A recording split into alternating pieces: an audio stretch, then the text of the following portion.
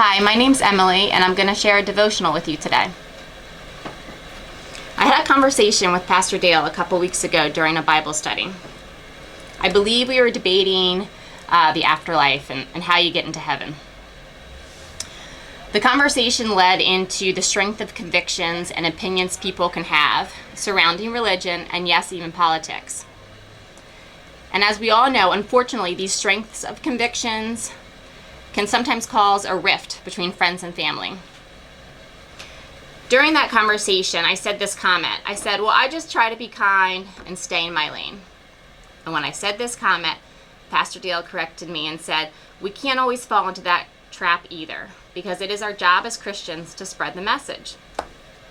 For some reason, this comment has stayed with me for the past couple weeks. I keep coming back to it. I think that there's a lot of people that fall into this category. They think, I'm kind, I'm nice, I'm going to stay in my lane and not be so outspoken. And we just want to not rock the boat and stay neutral, which is fine. And that's probably a good strategy for politics and the dinner table with family. But I'm realizing that this isn't always a good strategy as a Christian. I have been learning a lot about Paul. And during his time as King Saul, he heavily persecuted Christians.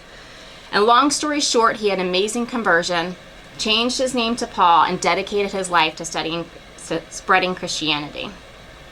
We have him to thank for multiple books in the New Testament, multiple letters that we love to read, and for establishing Christianity throughout modern-day Turkey and Greece and Jerusalem.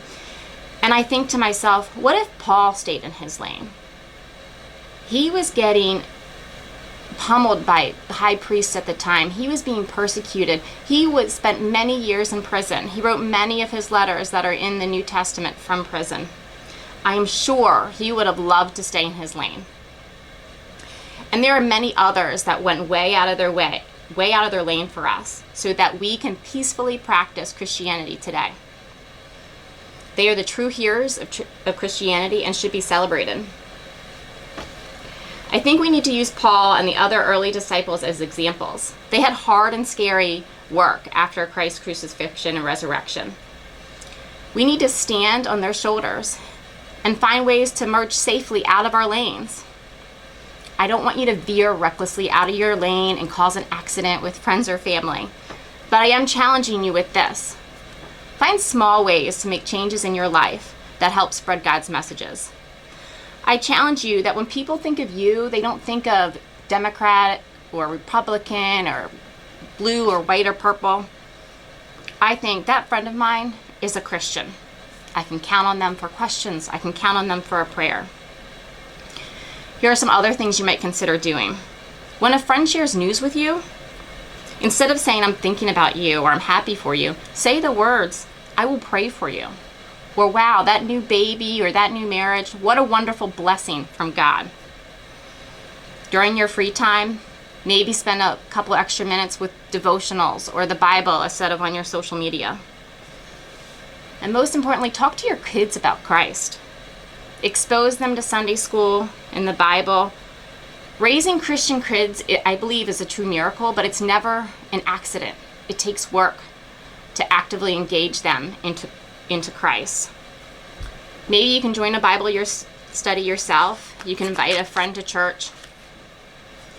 Or simply say, when I went to church today, this is the message that we heard. Take time reading the gospel or the book of Acts to stay encouraged. Or learn more about Paul and the early Christians that worked so hard for us. You can memorize Mark 16:15, which says, go into the world and preach the gospel to all creation. We are all given gifts from God. Some of you are blessed with writing skills or speaking. Think about those strengths that God gave you and how you can use them to be an image bearer. In your own way, I want you to think about how you can put your blinker on and start merging safely out of your lane so other drivers start noticing you as a believer in Christ and will also start following.